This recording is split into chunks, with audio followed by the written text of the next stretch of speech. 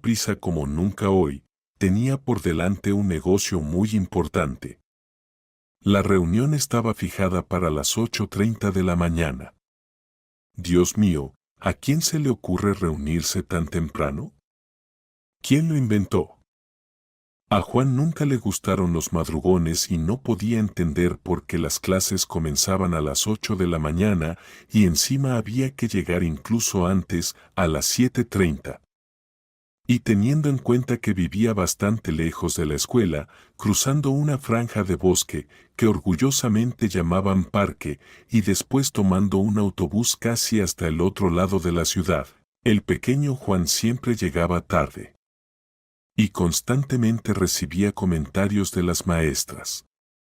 «Otra vez llegaste tarde, Juan», decía ella con sorna, sonriendo y haciendo una nota igualmente sarcástica en su diario. ¿No has probado levantarte más temprano? Tal vez entonces no llegarías tarde.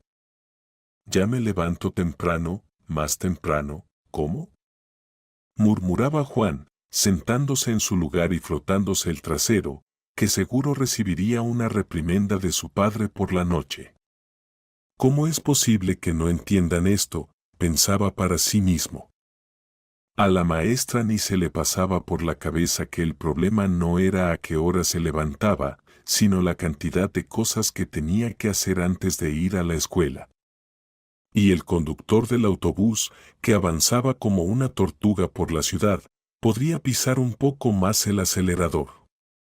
Claro, él no tenía ninguna prisa, pero Juan, ¿qué podía hacer? Solo quedarse pegado al vidrio del autobús y llegar tarde.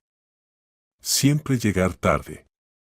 Quizás, desde la infancia, Juan no podía soportar llegar tarde. Pero era como una especie de maldición. En cuanto aparecía una reunión o una negociación importante, el tiempo parecía acelerarse y volar sin que él se diera cuenta. Y, claro, una vez más, llegaba tarde. Ya hacía mucho tiempo que no estaban ni el padre eternamente descontento ni la maestra sarcástica. Y el conductor del autobús probablemente se habría jubilado. El bosque había sido talado, las casas particulares demolidas y en su lugar construyeron un enorme complejo residencial. Juan hacía ya tiempo que era un empresario rico, vivía en su propia mansión, tenía un chofer, y aún así seguía llegando tarde. Simplemente no entendía por qué era necesario trabajar tan temprano.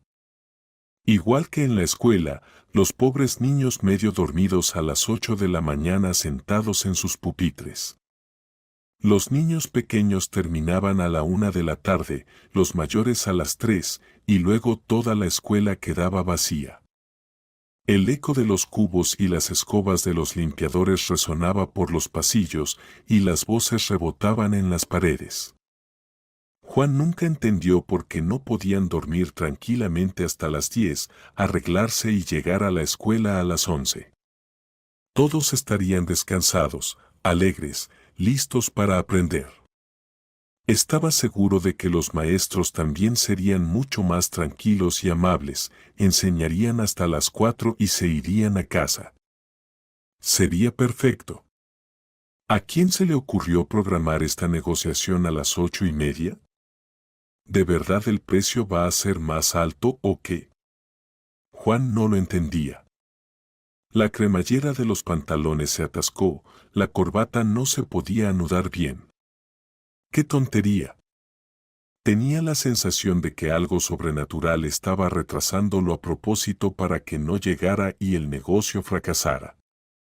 Al salir de la casa, Juan notó que su chofer, previsoramente, había sacado el coche fuera de la entrada, entendiendo que su jefe estaba retrasado y evitando así perder tiempo en abrir el portón.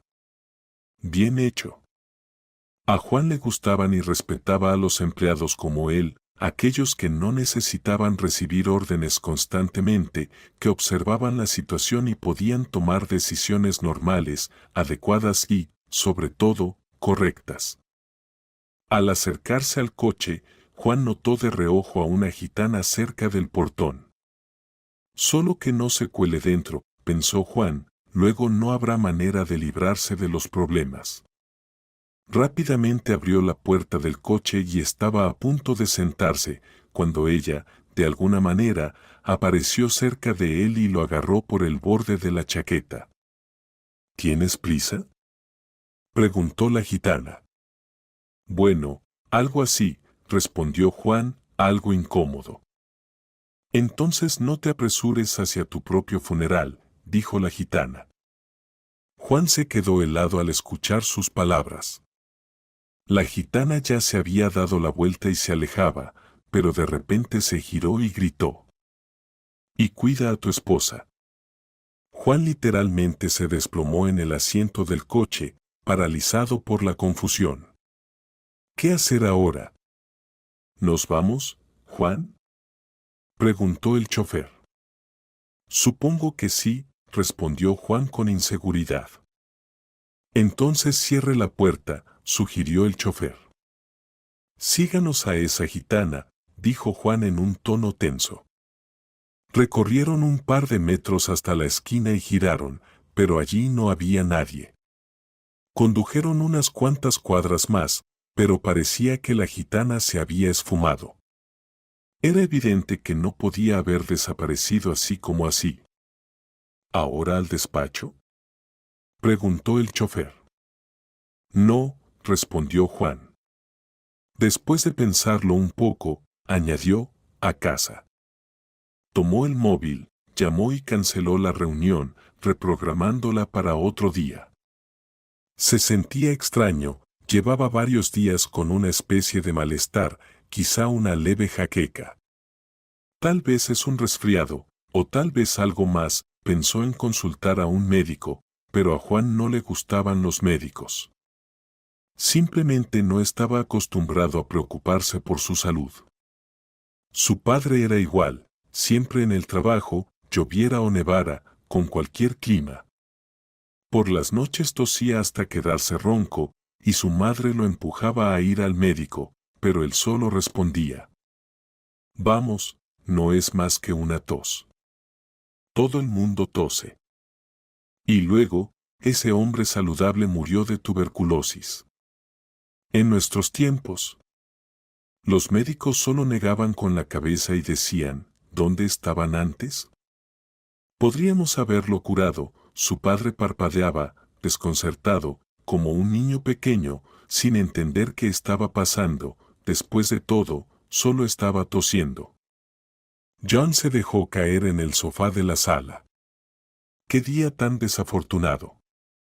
Desde la mañana estaba claro que debía cancelar la reunión, no ir a ninguna parte, no molestar al conductor ni a nadie en la oficina.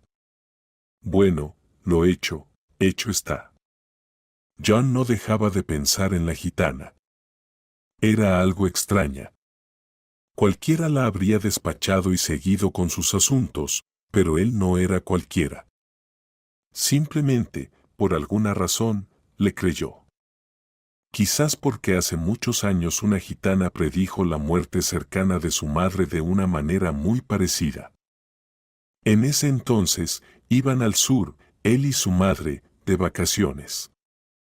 Había tanta gente en la estación que no se podía avanzar, y su tren se retrasaba, cuando de repente anunciaron el embarque desde una plataforma lejana y con solo 2 minutos de parada. Tenían que apresurarse para llegar al tren a través del paso subterráneo, y la gente se abalanzó. Unos corrieron al paso subterráneo y otros directamente sobre las vías. En el andén, alguien de repente tomó a su madre por la mano. «¿Qué quieres?». Se volvió bruscamente, pensando que era John, que iba detrás como un ternerito, cargando una pesada maleta. Él tenía 15 años en ese momento. «Haces bien en llevar a tu hijo al sur», dijo la gitana, mirando directamente a su madre. «Bueno, si está bien», respondió ella malhumorada. «¿Qué te importa? Igual no te daré dinero». «No necesito tu dinero». «Yo no acepto dinero de los muertos», respondió la gitana y, como si se desvaneciera en la multitud, desapareció. La madre no le dio importancia a sus palabras. Pero ese mismo año, en efecto, murió de un derrame cerebral. En aquel momento, a John le vino a la mente la imagen de aquella gitana y sus palabras. No sabía si era una coincidencia o no, pero desde entonces prefería evitar a todas las gitanas y adivinas. Y si alguna vez escuchaba algo de ellas, se lo tomaba en serio. ¿Y ahora? ¿De dónde apareció esa gitana y cómo supo lo que le esperaba? ¿Por qué dijo lo que dijo sobre la muerte? ¿Y lo de su esposa? A John le invadió una sensación extraña, pero ya había actuado, canceló la reunión y pospuso el acuerdo. Ahora ya no tenía prisa y podía permitirse relajarse un poco. Últimamente, sus dolores de cabeza realmente lo estaban molestando, severamente debido a la tensión. La imagen de la gitana no se apartaba de la mente de John.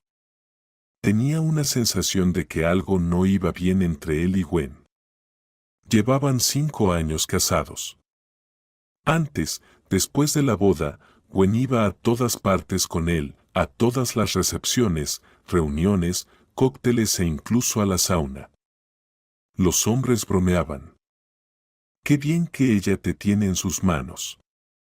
No te suelta ni un segundo, te tiene completamente bajo control. A John incluso le gustaba. No podía dejar de admirar a Gwen y pensaba que así era como debía ser. Al fin y al cabo, como dicen, en una pareja exitosa, uno ama y el otro permite ser amado.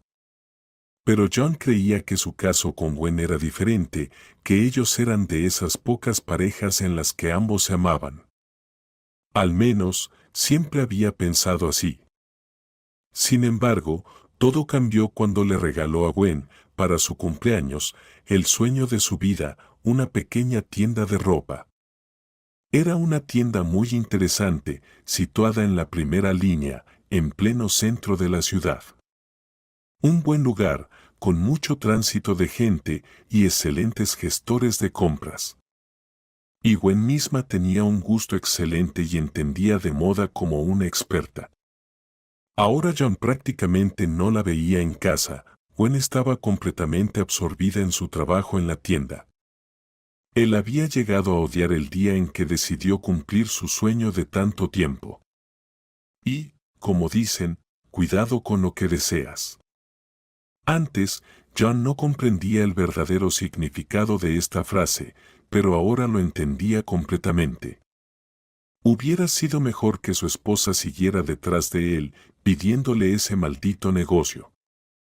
Este nuevo orden trajo un desequilibrio a lo que parecía ser una familia feliz.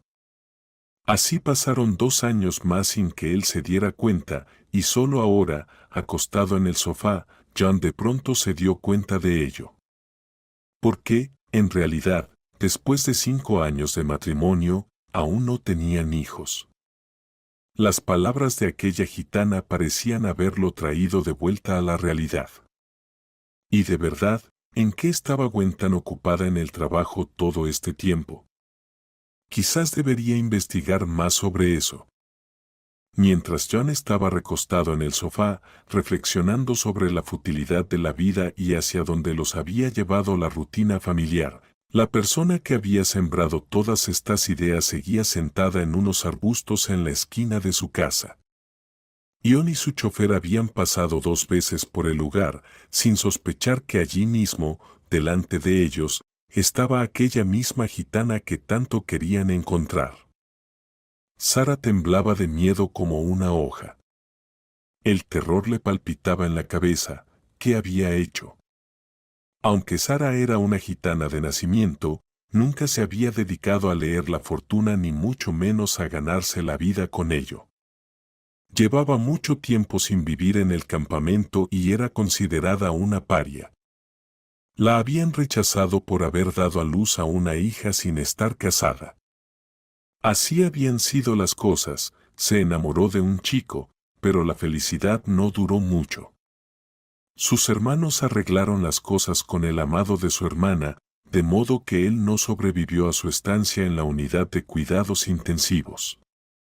Cuando Sara dio a luz a su hija, la desterraron como a una marginada. Se las arreglaba como podía, viviendo donde fuera, a menudo sin pan. Cuando su hija pequeña, Catherine, cumplió 3 años, descubrieron que la niña estaba gravemente enferma. Los médicos le diagnosticaron una enfermedad congénita o hereditaria. Sara no entendía los términos médicos, pero comprendía una cosa: su hija estaba muy enferma y ahora debía buscar un trabajo para asegurarle el cuidado y tratamiento adecuados.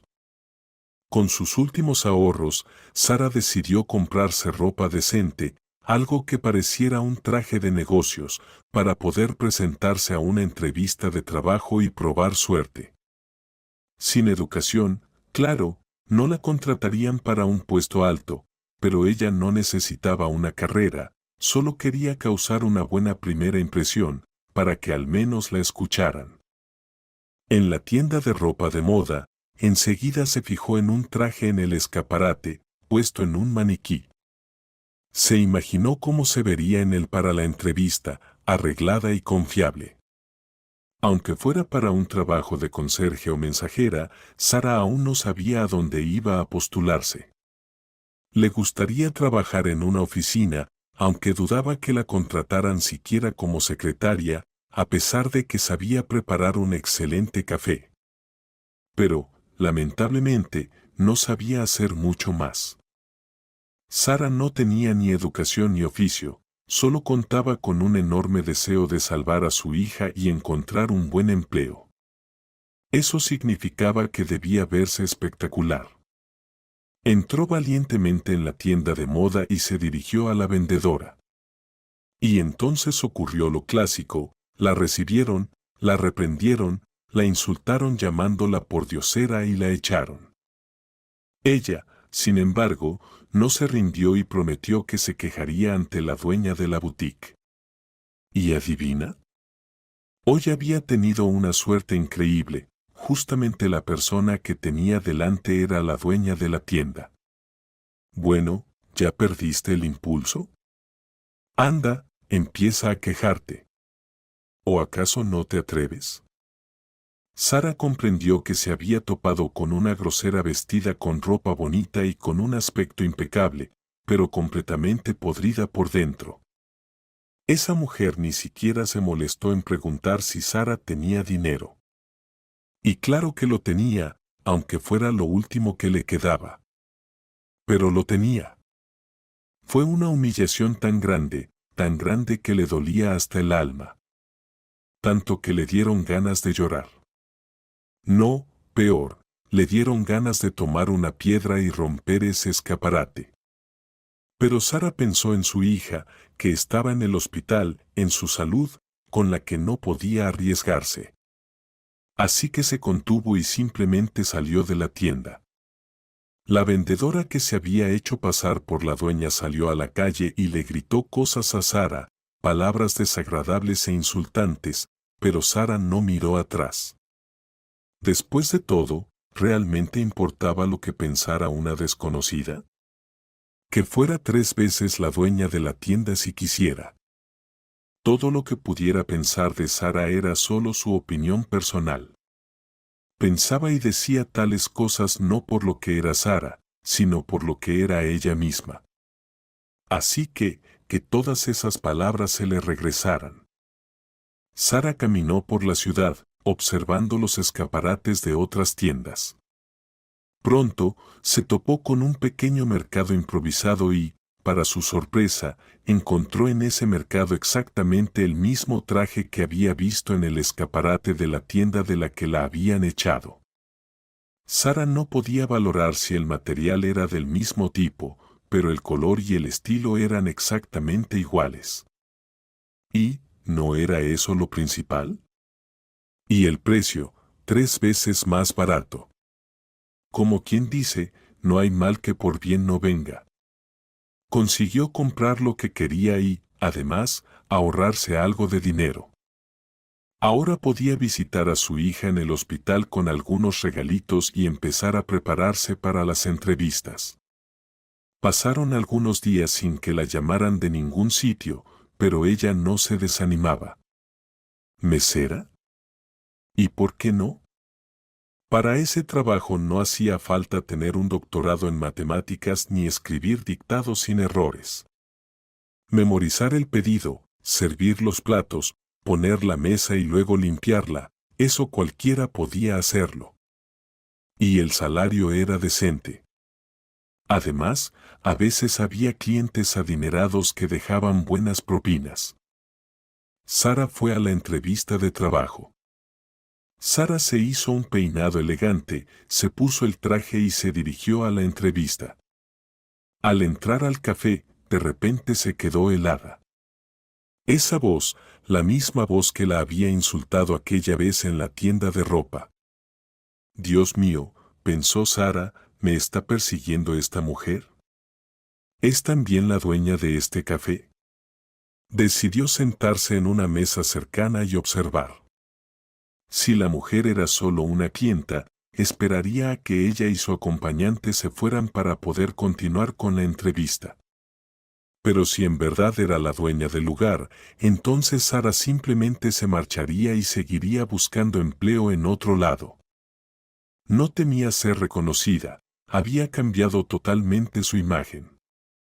Además, llevaba puesto aquel traje que la gitana pobretona, como le habían dicho en la boutique, no había podido comprar. Así que, no, la mujer no la reconocería. Y además, estaba demasiado ocupada con su acompañante. No hacía falta ser psicóloga para notar que entre ellos no había solo amistad o compañerismo, su relación parecía bastante cercana. Reían, pero a Sara se le helaba la sangre al oír lo que decían. Sara no captaba cada detalle de la conversación, pero entendía lo suficiente. En resumen, aquellos dos, una pareja de amantes, no marido y mujer, no prometidos, sino precisamente amantes, estaban planeando un crimen. Es más, el plan ya estaba en marcha. La mujer tenía un esposo, y juntos conspiraban para deshacerse de él y quedarse con toda su fortuna. La mujer había estado envenenando a su esposo con unas pastillas que él no debía consumir, algo relacionado con anticonceptivos femeninos. Estas pastillas podían causarles graves problemas de salud a los hombres, incluso un derrame cerebral. El objetivo era que su marido quedara tan desorientado que terminara firmando unos documentos que el amante le iba a presentar.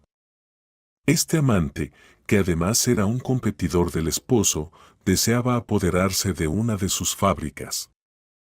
La idea era hacerle firmar al hombre una donación en lugar de un contrato de compraventa.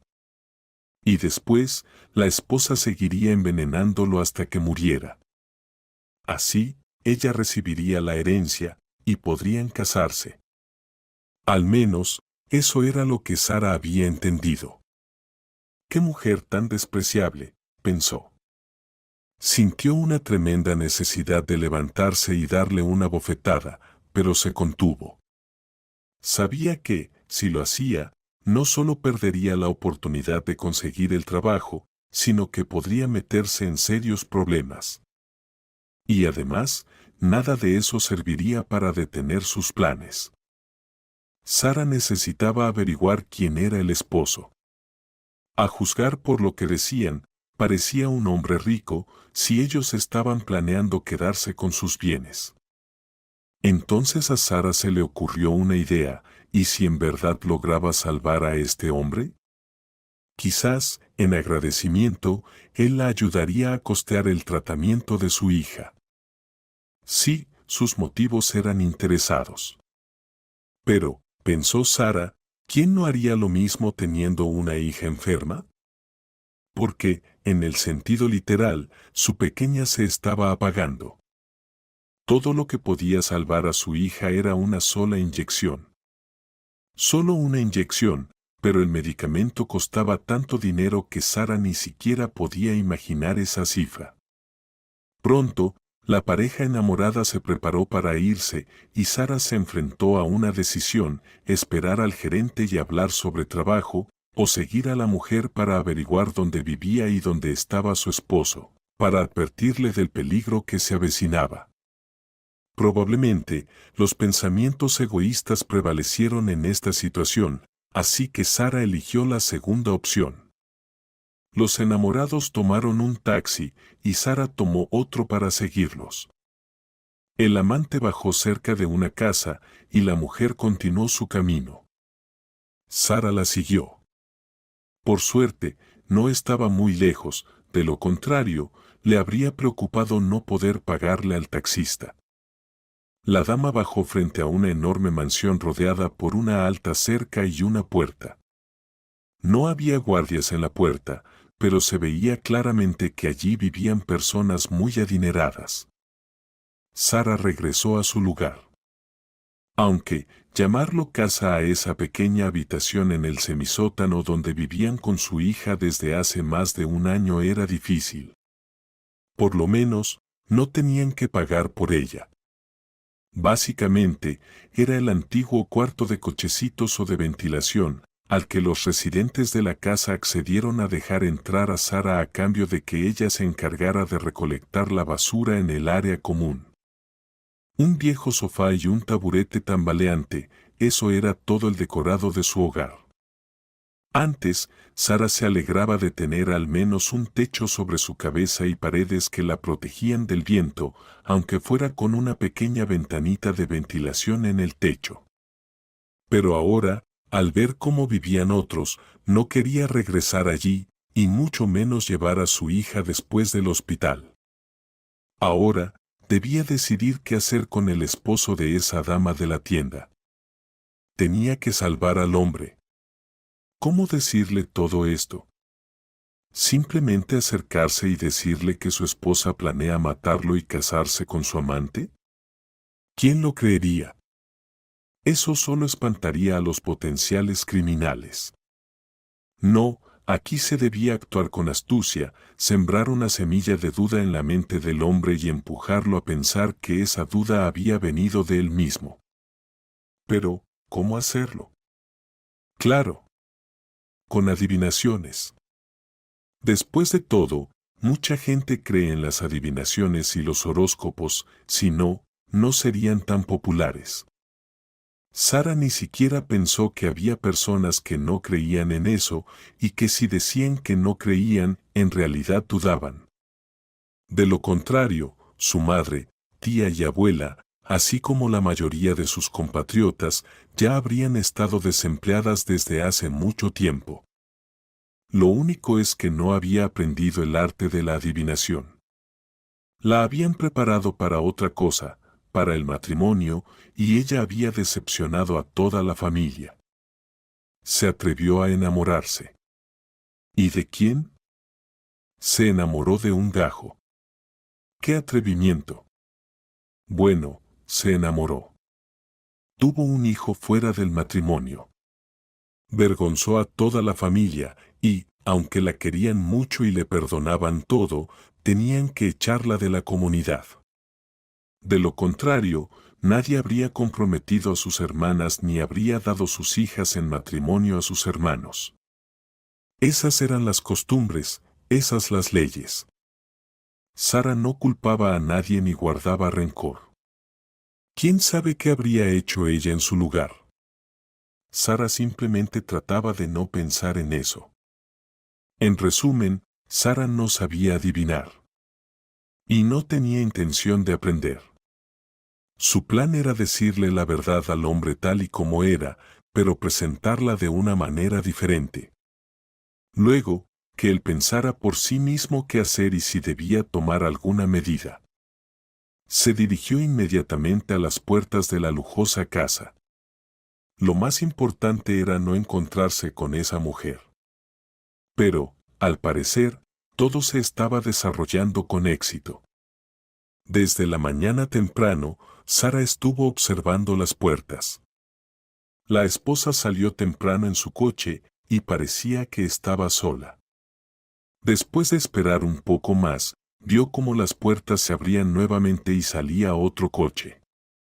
Sara estaba a punto de lanzarse con su predicción, cuando de repente el coche se detuvo, el conductor salió y comenzó a limpiar el cristal. Sara dedujo que probablemente era el chofer. Su intuición no la traicionó, pronto apareció el dueño de la casa. Se acercó rápidamente al coche. Sara se quedó paralizada al verlo. El rostro del hombre le era dolorosamente familiar. Incluso quiso huir, pero recordó que, en esencia, estaba salvando su vida y la vida de su hija también. Ya se encargaría de sus propios sentimientos más tarde. Sara comprendió que no podía dejar que él se fuera ni un minuto más. O el hombre se iría por su cuenta, o ella no se atrevería a hacer lo que había planeado. Como decía su abuela, si tienes miedo de hacer algo, significa que solo tienes que levantarte, hacerlo y el problema se resolverá. Este principio guiaba a Sara cuando huyó con el padre de Catherine. Ella pensó que su abuela le sugería huir por amor. Como resultó después, su abuela se refería al matrimonio. Simplemente no se entendieron. La joven entendió que el hombre había notado su presencia y se lanzó a la acción. O ahora o nunca. Corrió hacia él, lo agarró por la chaqueta y soltó la frase que había preparado de antemano: no te apresures a tu propio funeral. El hombre se dio la vuelta y Sara se convenció por completo. Al enfrentarse a él cara a cara, supo que no se había equivocado. El marido de la dama no se parecía mucho a Catherine, el amante de Sara. Pero él era claramente más viejo. ¿Una coincidencia? ¿Un fantasma del pasado? ¿El castigo del destino? Sara, como una gitana, no creía en coincidencias. Estaba muy asustada y decidió retirarse lo antes posible. Justo cuando llegó a la esquina, recordó que también quería hablarle sobre el amante de la esposa.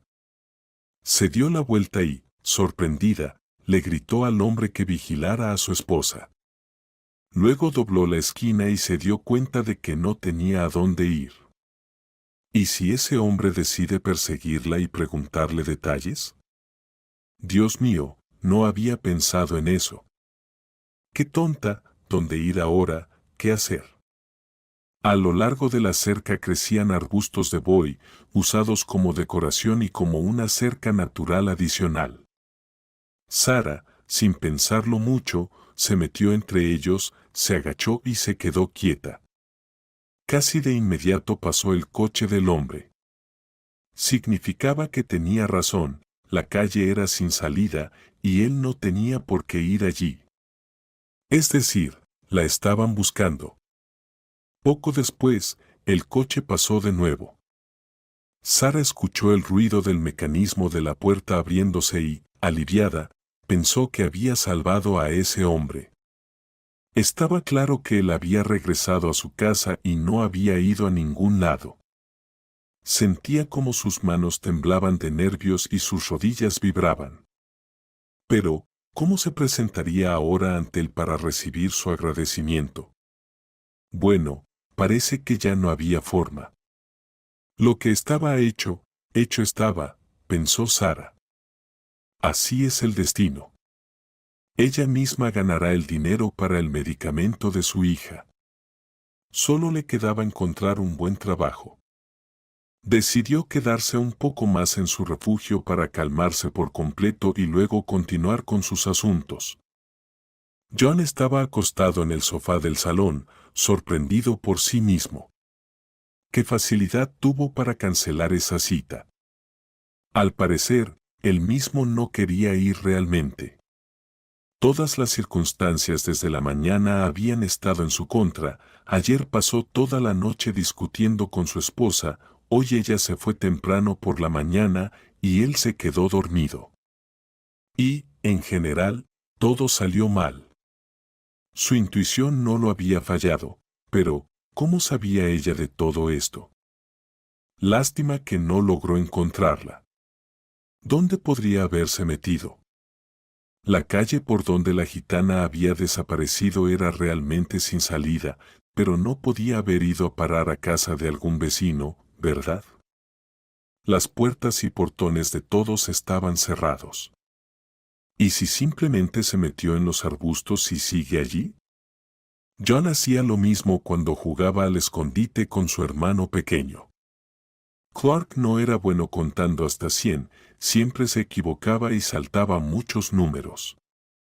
A veces, después de contar hasta 40, directamente empezaba desde el 8.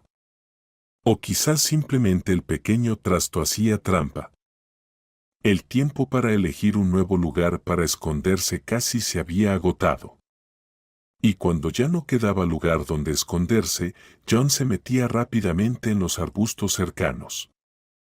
Se quedaba allí, agazapado, justo bajo la nariz de su hermano, sin ser visto. Más tarde se daría cuenta de que este era el mejor método para esconderse. En realidad, las personas casi siempre no ven lo que tienen justo delante de sus ojos. John recordó su infancia y a su hermano pequeño, Clark. Hace 3 años, o un poco más, él ya no estaba. Su corazón se rompió de dolor y frustración. Unos desconocidos lo atacaron y lo dejaron tirado en la carretera de noche. Nunca lo encontraron.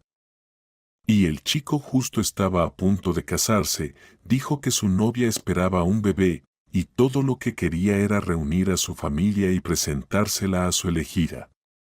Pero la vida tiene sus propios planes. Tal vez, en algún lugar del mundo, corre su hijo o hija, sobrino o sobrina.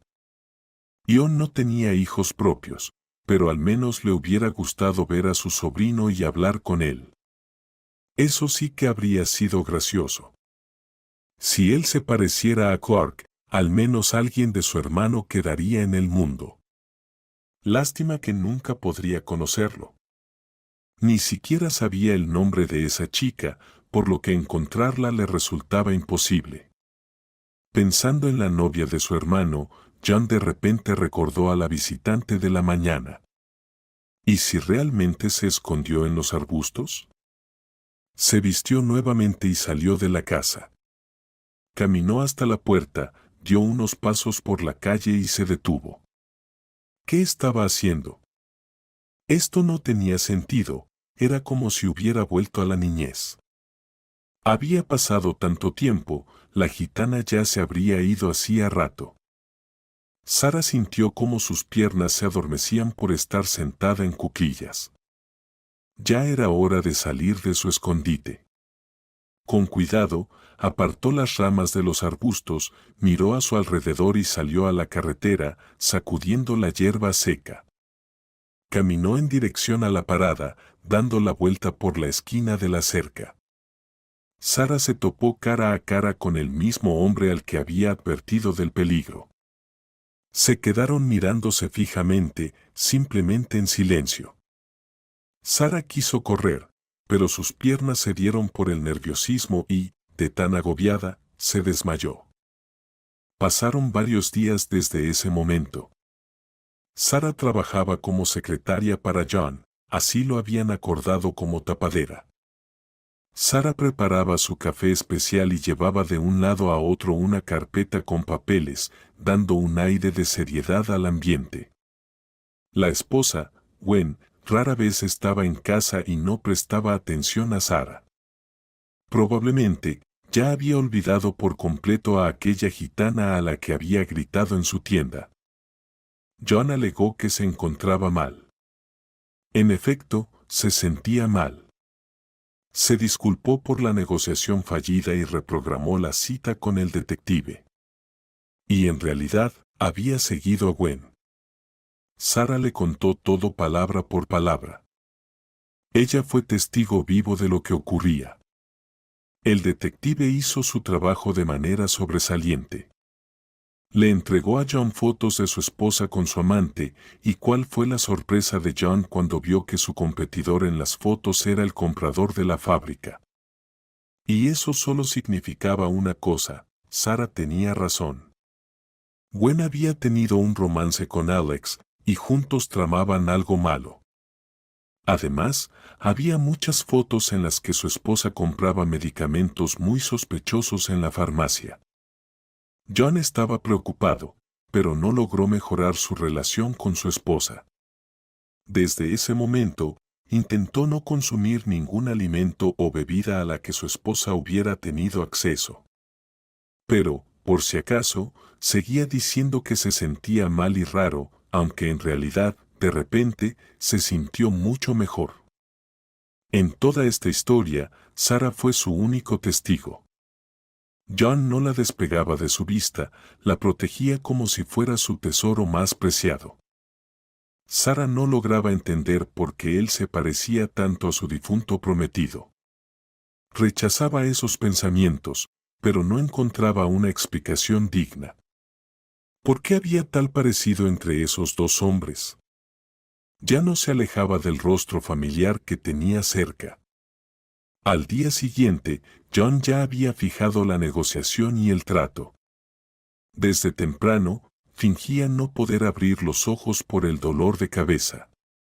Sin embargo, posponer la transacción por tercera vez ya no era aceptable. Se reunieron y se fueron los tres, él, la esposa de Gwen y Sarah como secretaria. Gwen no sospechaba nada, y por su ánimo elevado y su rostro feliz, estaba claro que ella pensaba que todo iba según lo planeado. Estaba segura de que todo marchaba como debía, y ahora, en unos minutos, John firmaría el contrato de compraventa y la escritura de cesión a Alex. Esa noche le daría a John una dosis letal de los medicamentos preparados. Y si todo salía como debía, a la mañana siguiente sería viuda. Una viuda rica. Durante las negociaciones, John de repente se detuvo un segundo, se cogió la cabeza con las manos, se agachó y le sugirió a su secretaria que continuara en su lugar. Es decir, de hecho, le dio la palabra a Sarah. Ella se levantó, sacó las fotos que había proporcionado el detective y comenzó a contarles a los accionistas presentes lo que Gwen y su amante habían planeado.